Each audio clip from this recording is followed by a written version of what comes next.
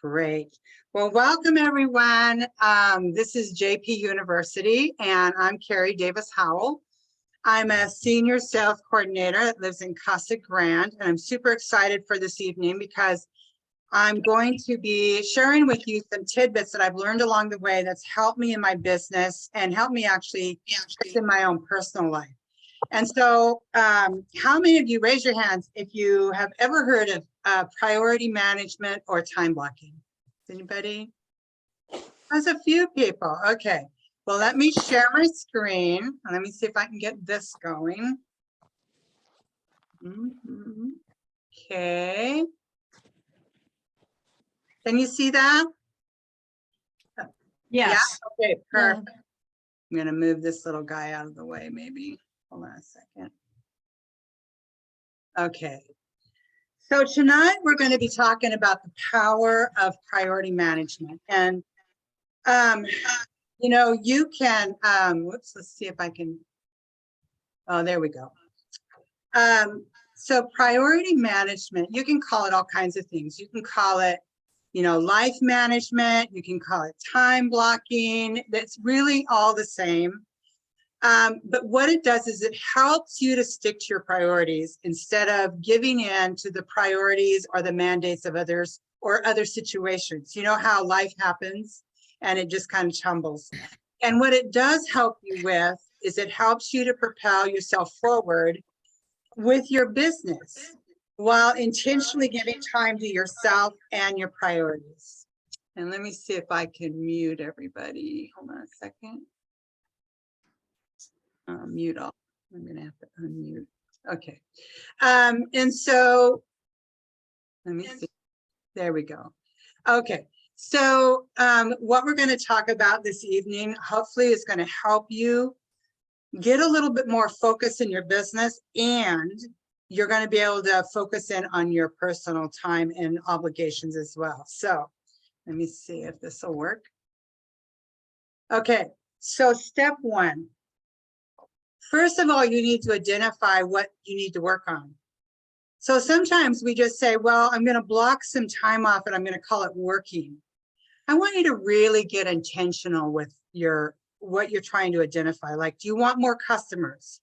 And if you want more customers, how many customers a month do you want? How many conversations do you want to have a day? You know, is it 2 conversations with somebody new? Is it 5 conversations? How many team members would you like for the month? And do you want maybe an increase in your paycheck? What does that look like? Do you want to double it? Do you want an extra $500 a month? And then you can work your way backwards to figure out how many customer orders that's going to take for you to achieve that. So it's super important that you identify specifically what you want to work on. Okay, so step 2. Now, here's something that's really important. You need to block off your personal time and appointments. I mean, let's get real. We can't, you know, we're going to talk about flexibility, but this ensures that you're going to be in the right place at the right time doing the right thing. I mean, we all have obligations. We all have time constraints. And honestly, if we don't put them someplace where we know, like you have an appointment at 9 a.m., time blocking some time to work your business at that time is not going to work. It also is going to allow you a little bit more time to focus in those periods of times that you can work, okay? And it's going to allow you to have enough time to work on what your priorities are that you've already identified, okay? Very few of us have the same schedule. I mean, there's busy moms, there's people who have grandkids they're watching, there's all kinds of things. And remember that in this process, I want you to make sure that we really keep in mind, top of mind, flexibility. And this is not set in concrete, okay? It's super important that we have flexibility, because I'll tell you what, early on in my business, I was a foster mom to about 240, not all at the same time, by the way, 240 young women between the ages of 12 and 24. But I had 4 at a time, all the time, for 12 years. At any given moment, I could have somebody, you know, exiting out a window.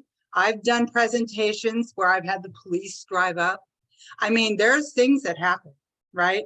And so, you know, when we're thinking about our time blocking, it's super important that we make sure that our personal time is on there. So that means, you know, devotion time, working out, you know, if you want to do some stretching time, if you have personal appointments, going to the dentist, getting your hair cut, whatever that looks like for you, it's super important to get that on there. And I will tell you that I've learned, if you don't pour in, you're not going to have enough to pour out.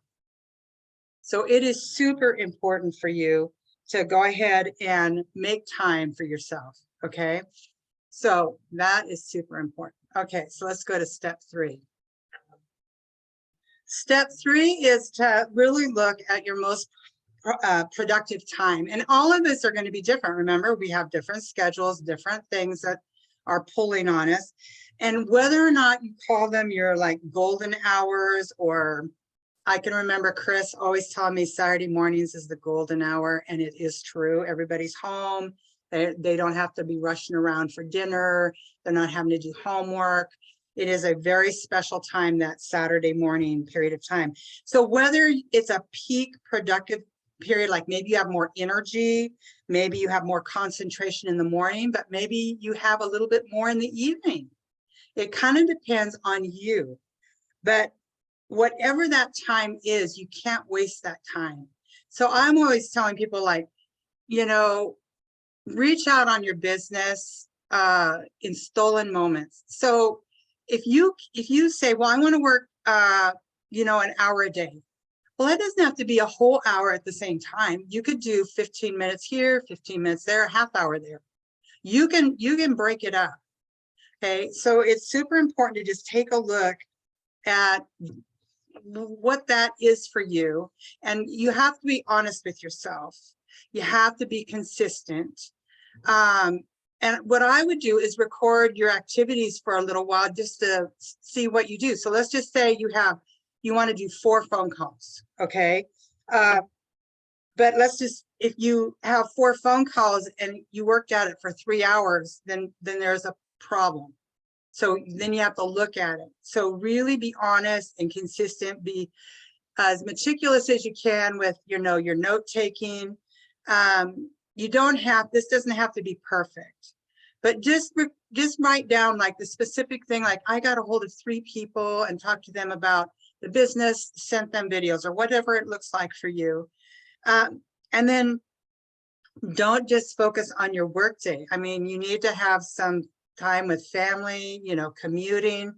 Like it's really hard, you know, when we commute, we don't factor in those hours or the time period, and you need to, you know. So if you, like when I'm going to get go to the doctor or whatever, and it's in the valley, I have to really block out an hour to get there, an hour there, and an hour back home to be realistic.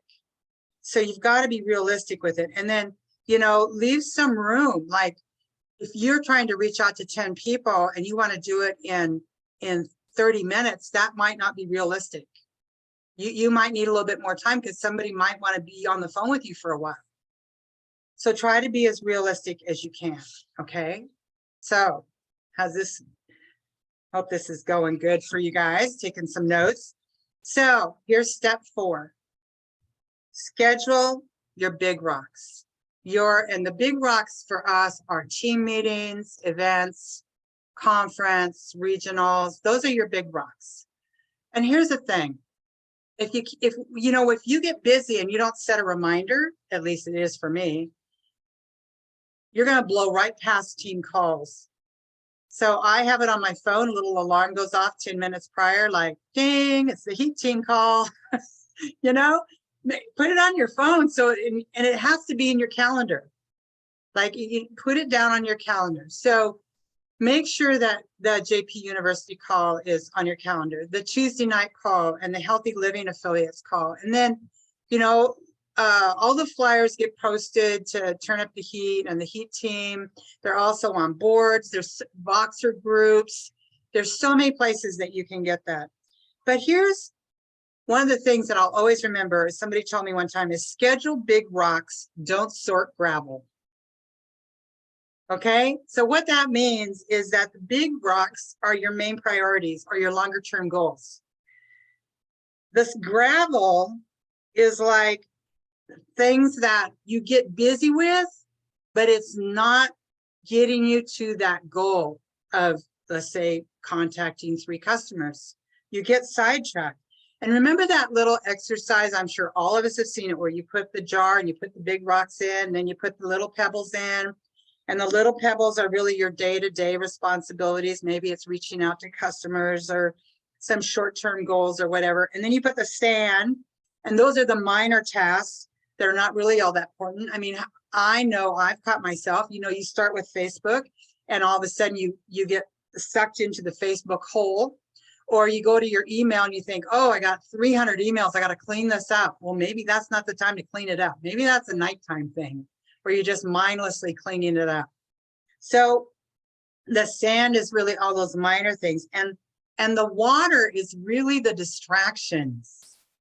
Okay, and we got to be really honest, like, what is distracting us? Is it social media? Is it TV?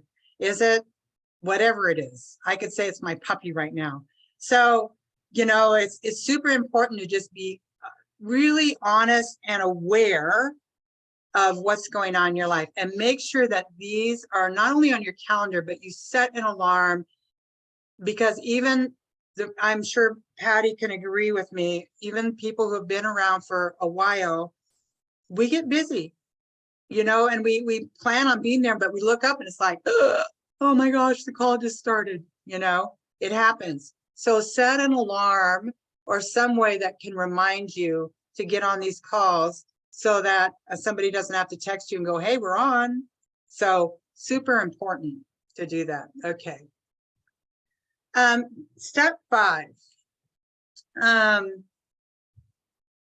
find this really good because my focus is 5 new conversations a day. However, I need to block off some time for customer care. You know, cards are declined, orders are getting ready to go out. You know, I need to reach out to my team, and maybe, and I know we've had some trainings on that, but maybe Tuesday is team care, T for team care. You know, maybe that's how you remind yourself, like reach out to 4 or 5 team members that day. You know, so you got to remember that it is a business. And once you get those customers, you don't want them to go down the drain. You want to plug the drain so that you can retain them. And because it's more work to try to get a new customer than it is to have a happy customer, a raving fan customer. So when you're doing this, what it does is it eradicates the need for shallow work. And when I say shallow work, that's like busy work that's not getting you anywhere. The other thing that priority management or life management or time blocking does for you is it helps you to be able to say no, or as Nikki taught me, let me think about that. So how many times have you been asked to go do something and you really didn't want to do it? Well, by having a good calendar, because I have news for you, we are in business for ourselves, even though we're not by ourselves, and our calendar is our boss.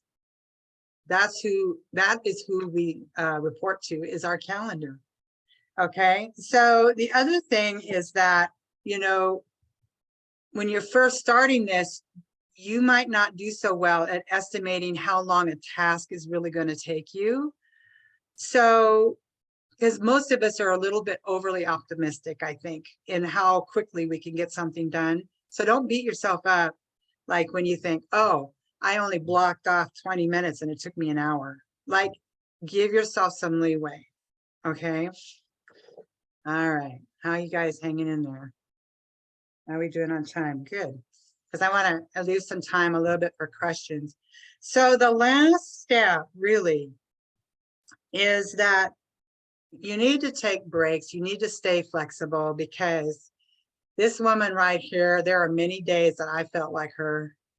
I will tell you what, I mean, sometimes you're just juggling one thing after another. You're trying to get lunch together for your husband, and the phone rings and somebody needs you over here. And, you know, so I think the key to time blocking and priority management is flexibility. You need to plan your breaks and stay flexible. So one of the things that I do is I block off until probably, well, it used to be 12, but I'm going to say 10 o'clock, 10:30. That is my time. That's my time for devotion, for going to the gym, to work out, stretching. I might create a little bit of social media content or something while I'm doing all that. That's my time with God, time with my husband. But I also take an afternoon break. And I think it's super important. If you like, let's just say, if I work an hour or two, I'm going to get up and walk around. I'm going to go do something. I'm going to go play with the dog. I think it's super important for you to get up, walk around, do some things, dance, like get the energy. If you really got a big, audacious kind of goal, get up, do something, get something to energize yourself. There is nothing better than music. I don't know about any of you all, but when I put on really good music, man, I get to pumping. It just gets my heart racing. So make sure that you stay flexible in order to keep your productive time when life happens. And believe me, one of the things that I used to, and I still do with Nikki is, sometimes you just got to punt. Sometimes that's all you got left. You just got to punt because nothing worked out like you planned. So if you kind of adapt your productivity to what the day is unfolding like we can have the best plans, okay? But I will tell you, we are not in control. And things are going to happen. So priorities change. And prioritizing your work is going to be super important when things are changing all around you. So just adjust your priorities when life changes them, and then don't get upset about it. Like if you had a goal of reaching 7, customers, it's super important that if something happens during the day and you got to rush your neighbor or somebody to the hospital, that you give yourself that. You are in that moment and there's a reason why you're there. So just do what you need to do, and in your heart that it's the right thing to do, and come back to what you've planned out and figure out, maybe it needs to roll to the next day, and that's okay. Okay, it's super okay to do that. Somebody said this the other day, and it's really true. The weatherman still guesses at the weather, right? And so there's no way that you're going to be able to predict everything that's going to unfold in a given day. And, traffic, like I give myself a lot of leeway, but if there's an accident, I'm stuck. I'm totally stuck. Weather gets bad, or your child has an emergency. You have to really adapt your plans according to what's happening around you. And so just because you write it down doesn't mean it's set in cement. Now, there's a lot of different methods that you can do that. Some people do it on their phone. Other people like paper calendars. Some people have DMO planners right now, and that's good. Whatever inspires you. I think because it's your boss, you have to be inspired by whatever method you're choosing. And I think that's the most important part, is that you're okay with it. Like I'm going to pick on Patty, but Patty's very much visually, like she likes digital. She likes, it on the go. She's not that big of a paper person. I've got, a lot of things. Now I've got the Remarkable, and that's helped me. And so I do keep both, but whatever you've got going for yourself, I'll tell you, if it's on paper and you don't have your calendar with you and you haven't put it in your phone, it's kind of like, tripping over yourself. So you've got to figure out the method that's really going to work for you. And again, adjustments. You may end up with more time than you thought. And that goes back to, prioritizing your life. Like, make sure you take time for yourself, for your personal appointments, whatever's happening with your family, and fit in this business. That's the beauty of what we do. That's why we do what we do, is to have that freedom of choice, to be able to work our business as we live life. I mean, that honestly is it. And so you might end up, though, by doing this, you might end up figuring out that you have more time than you thought. That's really something, because a lot of people will say, oh, I'm so busy. And so if you hear that a lot, I'd challenge you to ask them, like, you know, what's keeping you busy? And sometimes we just get stuck in the minutia of the day. Like, you know, we get stuck in the Facebook or scrolling or cleaning up something, arranging our desk, getting organized, but we really aren't doing the income producing activities to move your business forward. And that's really what you want to do.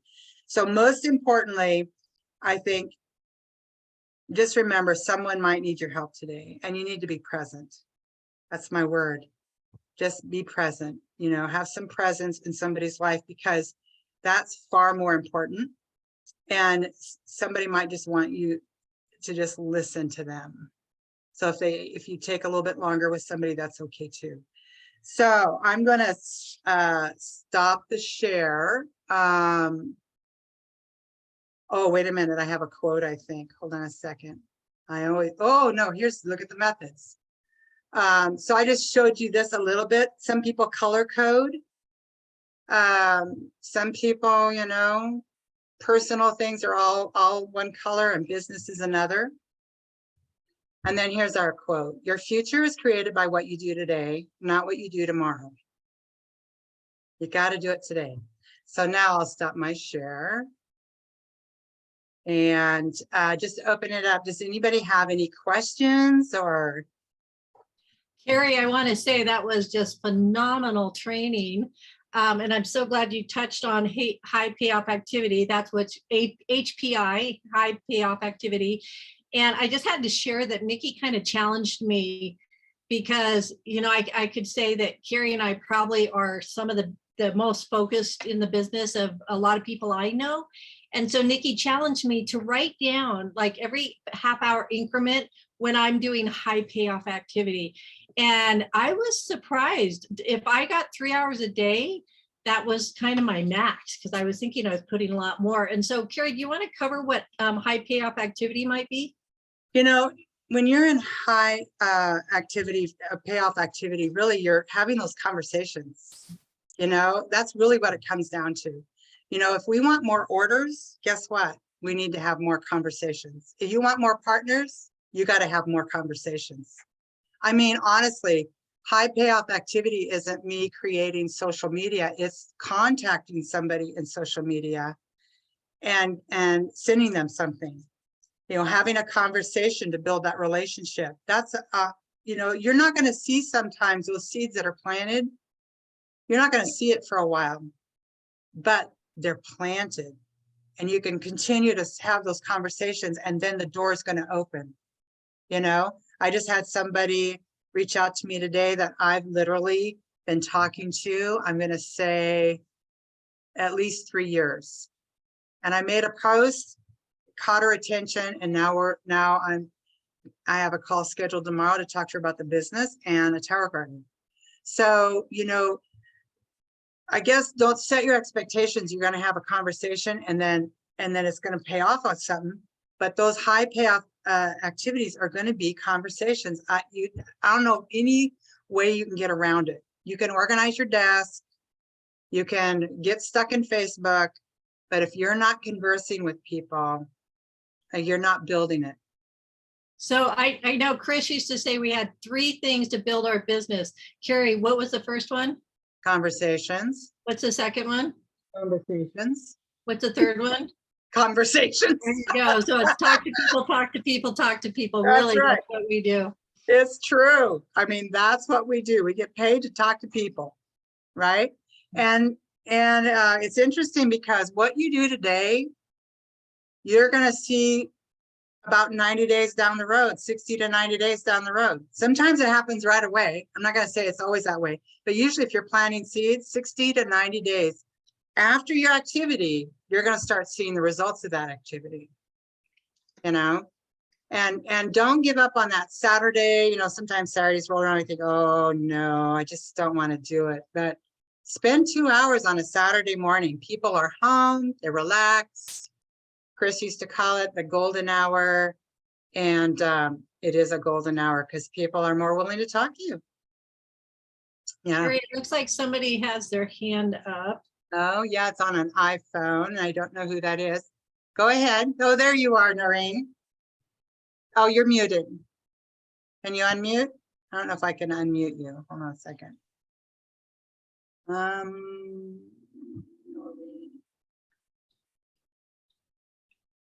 I'm not seeing you because of the iPhone. Oh, here we go. Oh, hi. Okay, there you are.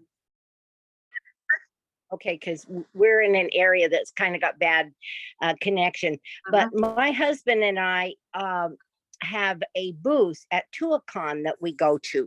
And I would write down different things with people that stopped at the booth. And those seeds started coming back when I would follow up. Some of them could care less, but yet later on, they came back to me. So the follow-up is so important. And that Saturday morning, we got so many people. That is a valuable time, Saturday morning. It is very valuable. And Patty, thank you for answering that. Because when we're talking about conversations, that could be over the phone. It could be, I've been texting with somebody back and forth. I've left them voice messages. I've gone on Facebook Messenger. So it's really having those voice conversations if you can, especially when you're inviting, you know. So yeah, absolutely. So good to bring up, Noreen. Anybody else? Okay, wow. We're at 6:58. Thank you guys for joining us this evening. I so appreciate it. Let me shut the recording off here.